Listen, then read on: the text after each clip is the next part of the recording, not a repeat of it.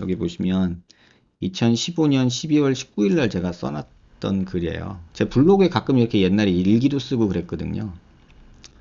닥터 K가 생각나는 하루. 오늘은 그런 의사가 생각나는 하루였다. 영화 속의 주인공 차인표처럼 잘생기지도 않았고 천재적으로 공부를 잘하지도 않았고 물론 사람 살리는 신경외과 의사도 아닌 일개 성형외과 의사일 뿐이지만 닥터 K에서 차인표가 보냈던 강지민이라는 인물이 떠오르는 하루다.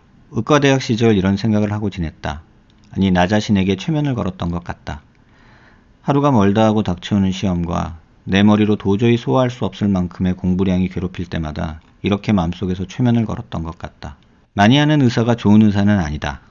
다만 이것도 모르면 의사도 못 된다. 난 그저 그런 천재도 아닌 특출난 능력을 지니지도 않은 그냥 보통의 의대생이었던 것 같다. 아무튼 난 영화 닥터 K에 나오는 천재 의사가 아니다. 유일하게 비슷하다면 조금 깔끔하려고 애쓰는 정도? 인턴 레지던트 시절 하루 24시간 중 2~3시간의 시간만이 허락되었을 때 먹을래, 잘래, 씻을래 이 세 가지를 놓고 선택의 시간이 되었을 때 난 씻고 빵 물고 잠들었다. 난 더러운 거 싫어한다. 닥터 K라는 만화 영화도 있다. 일본 만화 원작인데 카즈 마푸네의 슈퍼 닥터 K가 원제이다. 이 만화의 주인공은 정의의 사도이자 강인한 육체, 전설적인 실력을 가진 의사로 나온다. 물론 나와는 완전히 다른 비주얼을 가지고 있다. 위 사진과 같은 비주얼이니 입에 담는 것조차 민망하다. 재건수술이라는 걸 시작하면서 이렇게 생각했다. 성형외과가 너무 상업화되면서 양산되는 부작용 환자들에게 작은 가능성을 만들어 보려고 했던 것 같다.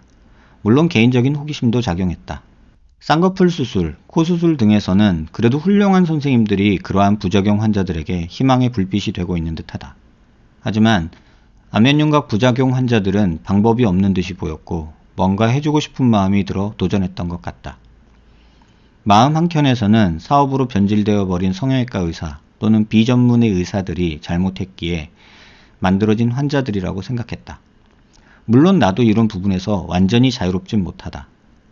의사이고 싶어서 시작한 일이다. 하지만 2~3년 정도 되면가면서 내가 감당하지 못할 일을 시작한 것이 아닌가 조금씩 지치고 두려운 마음이 드는 것도 사실이다.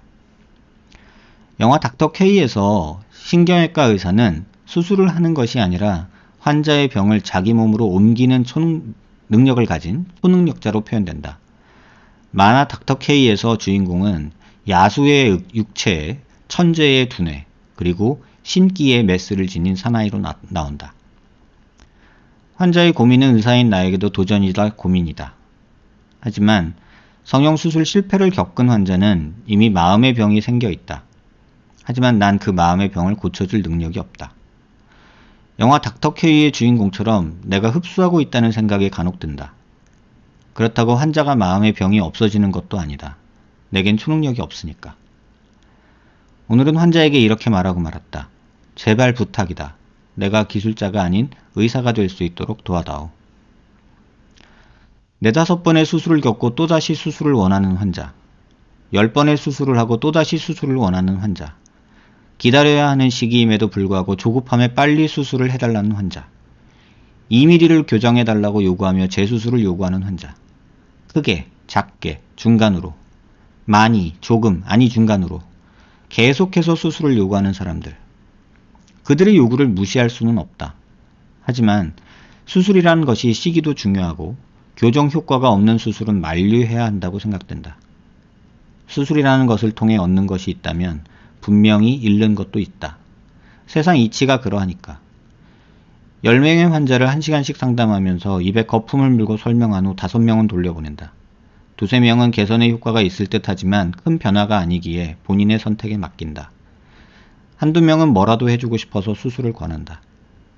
돈 주면 다 해주는 성형외과가 넘치는 지금 오히려 지금의 내 모습이 그들에게 욕먹을 짓이 되고 있는지는 모른다. 돈을 지불하면 그들의 요구에 응해주는 기술자가 되고 싶지는 않다.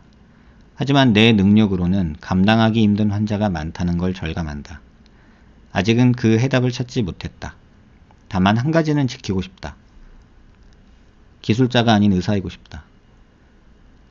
닥터 K와 같은 절대 의사를 꿈꾸지만 현실은 그렇지 않다.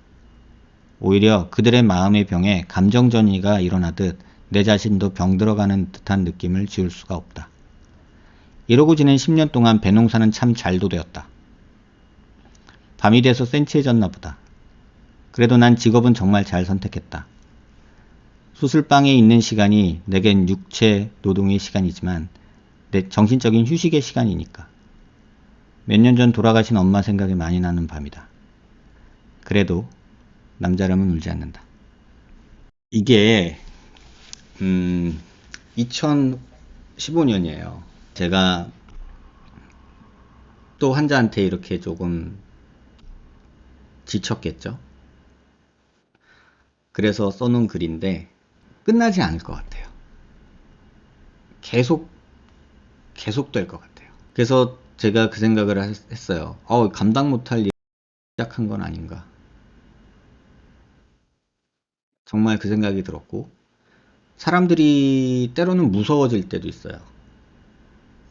짜증스러워질 때도 있고, 진짜로 그럴 때가 있어요. 그래도 저는 계속 할 거예요. 제가 제 블로그 사는 이야기에 써놓은 걸 보면 더 쇼우 마스트 고 온이라는 글이 있어요.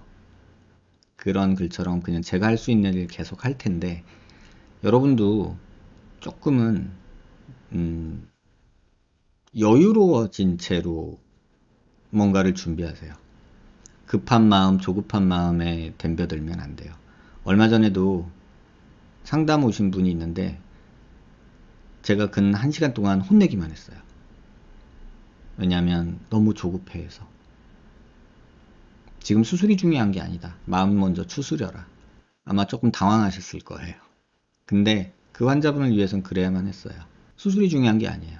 마음 먼저 추리세요, 여러분. 팔다리 없어도 살아요. 그깟 얼굴 조금 꺼진 거? 그거에 목숨 걸지 마세요. 그래도 저는 제가 거둘 수 있는 일에 대해서 최선을 다할 거예요.